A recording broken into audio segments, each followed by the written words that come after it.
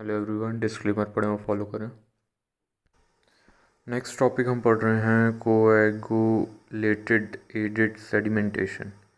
इसमें हम sedimentation process ही रहेगा, बट इसमें हम कुछ केमिकल मिला देंगे जिससे कि जो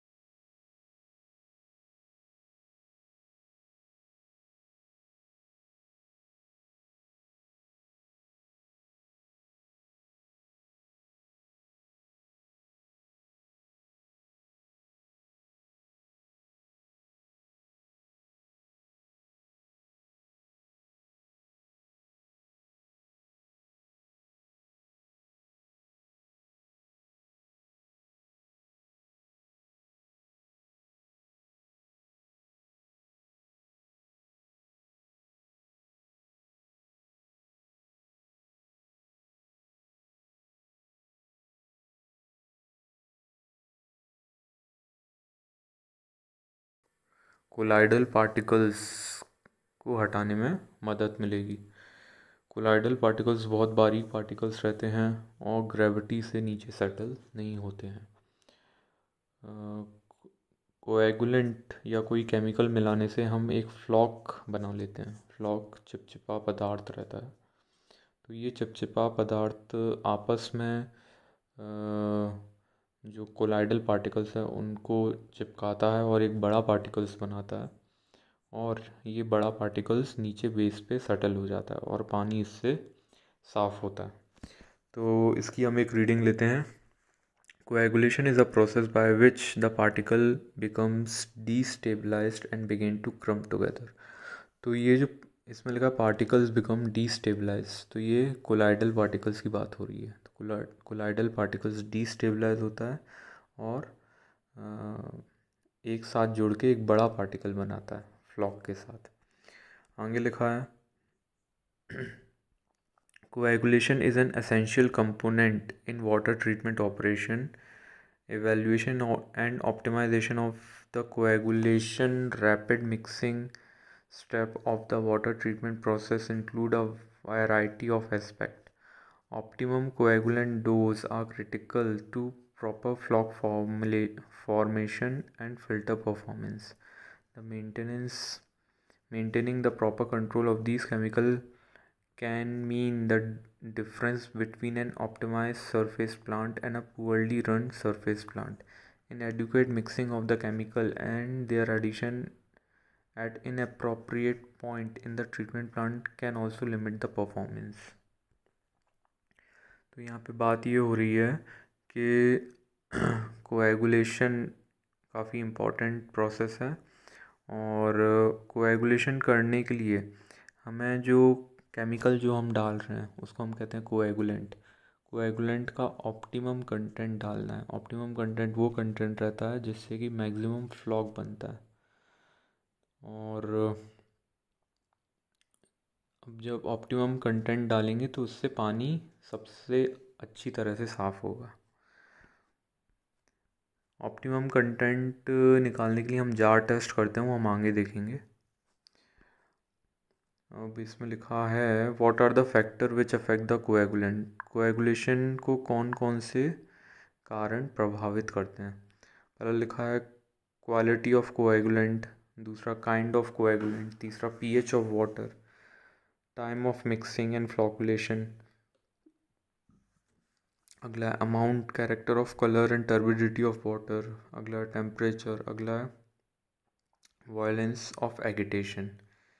फिर फंक्शन ऑफ कोएगुलेंट, ये सारे फैक्टर जो हैं इन पे कोएगुलेशन डिपेंड करता है। अगला है फंक्शन ऑफ कोएगुलेंट। कोएगुलेंट क्या क्या करता है, तो ये इन चीज़ों को रिमूव करता है। पहला टर्बिडिटी को, कलर को, harmful and other pathogenic bacteria को, ऑर्गेनिक एंड इनऑर्गेनिक मैटर को, algae, plankton and other organism, taste and odour producing substance, इन सबको कोएगुलेंट हटाता है। अगला टॉपिक हम देख रहे हैं, describe the jar test experiment to determine the optimum dose of coagulant. Coagulant जो केमिकल है उसकी कितनी मात्रा डालना है, उसके लिए जार टेस्ट हमें करना पड़ेगा। Jar test is the laboratory method of determining the optimum dose of particular coagulant. तो ये जो जार टेस्ट है इसको हम लेबोरेटरी में करते हैं। Figure shows the jar test apparatus, which consists of a rotary device having 6 number of vertical stirring rods provided with paddle at lower end known as the multiple stirrer. The various amount of the water and the coagulant content are then added in the each beaker or the jar of capacity 1 liter. The multiple stirrer is turned through a horizontal shaft which is connected to an electric motor. The driving shaft rotates the paddle for 5 minutes at the speed of 30 to 40 rpm and then slowly for about 30 minutes. The formation of flock in each jar is noted. The smallest dose of coagulant which produces good flock is taken as the optimum dose of the particular water. ठीक है, तो jar test में क्या रहता है, इस तरह से एक एपरेटस रहता है लैब में। इसमें 6 बीकर रखे रहते हैं जिनकी हर सभी की कैपेसिटी 1 लीटर रहती है। और इसमें हम पानी डालते हैं इक्वल अमाउंट में और उसमें हम केमिकल वेरी करके डालते हैं। जैसे किसी में हम डाल रहे हैं तो उसमें सपोज़ किसी में हमने 10 मिलीग्राम डाला, अगले में हमने 15 डाल दिया, अगले में 20 डाल दिया, अगले में 25 डाल दिया, ऐसे 5-5 का वेरी करके जो है हम डालते हैं। इसके बाद फिर हम क्या करेंगे कि इसकी इलेक्ट्रिक मोटर हम ऑन कर देंगे तो इसके जो स्टीयरिंग रॉड है ये घूमने लगेंगे, तो ये पानी में केमिकल को मिक्स करेंगे।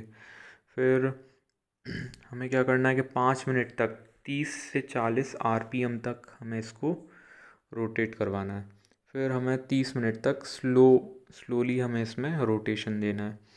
इसके बाद हम पानी को सेटल होने देंगे, थमने देंगे। उसके बाद हम देखेंगे कि हर जार में किस जार में सबसे अच्छा फ्लॉक बना है, और जिस जार में सबसे अच्छा फ्लॉक बना है उस जार में जो हमने कोएगुलेंट की मात्रा डाली है उसको हम कहेंगे ऑप्टिमम कोएगुलेंट कंटेंट।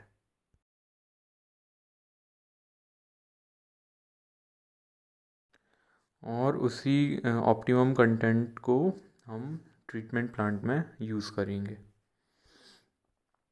आगे दिया गया है कॉमन यूज़ कोएगुलेंट। कोएगुलेंट कौन कौन से केमिकल यूज़ होते हैं वो हम देखते हैं। तो यहाँ पे लिखा है 5 लिखे हैं। पहला alum, copperas, chlorinated copperas, sodium aluminate, lime. पहला हम देखते हैं एलम। एलम जिसको हम कहते हैं फिटकरी। एलम का केमिकल फॉर्मूला दिया Al2SO4 3 18H2O। और ठीक है, एलम कहाँ पे यूज़ होता है ये हम देख लेते हैं। By jar test in the laboratory to form the genetic precipitate of aluminium hydroxide. Normal alum dose of 10 to 30 milligram per liter of water is very effective for pH of 6.5 to 8.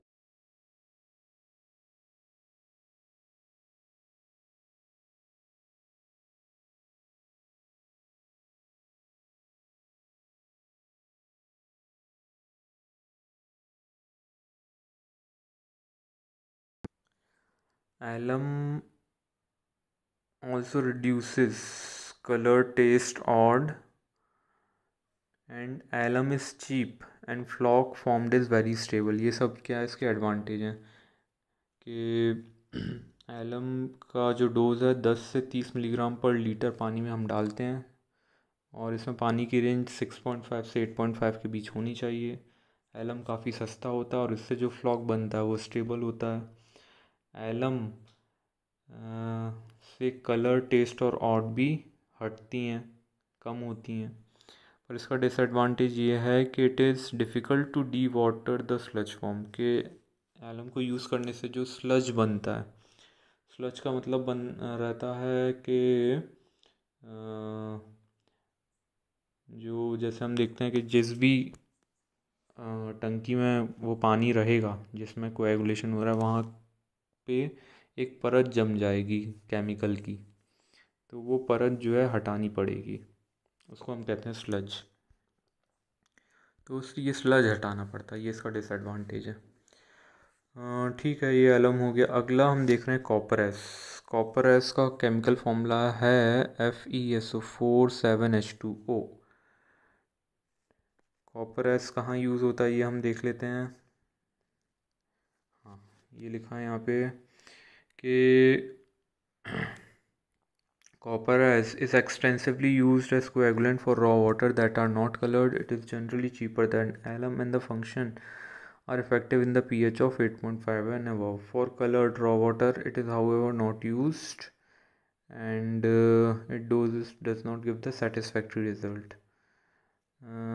ठीक है, तो copper S की बात की गई है कि इसका एडवांटेज पहला तो ये है कि ये एलम से चीप होता है और इसका प्रयोग पीएच रेंज 8.5 और उसके ऊपर हम करते हैं। अगली बात दी गई है कि कॉपर एस का प्रयोग हम रॉ पानी में करते हैं जिसमें किसी भी तरह का कलर ना हो, ट्रांसपेरेंट हो। ओके, तो ये बात हो गई। फिर एक चीज़ और लिखी है, the quantity of copper as a coagulant required is almost the same that of the alum but cheaper than the alum and most commonly used in industrial softening plant and industrial wastewater treatment। ठीक है, तो इसका प्रयोग हम industrial softening plant और industrial waste water treatment में करते हैं। अगला कोएगुलेंट है chlorinated copperas. Chlorinated copperas, इसमें लिखा है the combination of ferric sulphate and ferric chloride is known as chlorinated copperas. तो ये फेरिक सल्फेट दिया है Fe2SO4 3 और फेरिक क्लोराइड FeCl3, इन दोनों की कॉम्बिनेशन को हम बोलते हैं क्लोरिनेटेड कॉपर एस। इसका कहाँ प्रयोग करते हैं? Ferric sulphate is quite effective in pH range of 4.7 and 9 above, whereas ferric chloride is quite effective in pH range of 3.5 to 6.5 and above 8.5। तो इस pH के रेंज में इसका हम प्रयोग करते हैं। The combination has therefore proved to be very effective coagulant for treating the low pH water। Okay, अगला है the use of sodium aluminate. Sodium aluminate का फॉर्मूला Na2Al2O4 और ठीक है, ये इसके केमिकल फॉर्मूले दिए गए हैं। तो ये सब हो गए। तो ये हमने क्या देख लिए, सभी जो केमिकल हम यूज़ करते थे वो हमने देखे। आगे हम देखते हैं मिक्सिंग डिवाइस, मतलब केमिकल को पानी में मिक्स कैसे करते हैं। तो इसमें दिया गया है कि या तो हम बैफल वॉल्स की मदद से करते हैं या फिर हम मैकेनिकल डिवाइस की मदद से करते हैं। बैफल वॉल्स क्या रहता है, एक एक चैम्बर रहता है जहाँ पे ऐसी वॉल्स बनी रहती हैं जिगजैग पैटर्न में, पानी को वहाँ से निकाला जाता है। तो ऐसे जिगजैग पैटर्न में पानी के चलने के कारण जो है केमिकल पानी में मिक्स हो जाता है। फिर है मैकेनिकल डिवाइस जिसमें है फ्लैश मिक्सर। फ्लैश मिक्सर इस तरह का रहता है। तो फ्लैश मिक्सर में क्या रहता है, एक ऐसा इम्पेलर लगा रहता है। इम्पेलर हम कह सकते हैं कि एक पंखा तरह का रहता है मिक्सिंग के लिए। तो पानी को हम नीचे डाइवर्ट करते हैं और नीचे ही हम पंखे के जस्ट नीचे हम कोएगुलेंट को छोड़ते हैं। तो पंखे के जस्ट नीचे हम कोएगुलेंट को छोड़ेंगे तो मिक्सिंग वहीं से शुरू हो जाएगी और फिर मिक्स होके जो है स्लज नीचे जमा हो जाता है और जो साफ़ पानी है ऊपर आ जाता है और साफ़ पानी को हम ऊपर से निकाल लेते हैं। ठीक है, तो यहाँ पे कोएगुलेशन हो जाता है ख़त्म। नेक्स्ट हम पढ़ेंगे फिल्ट्रेशन। Thank you.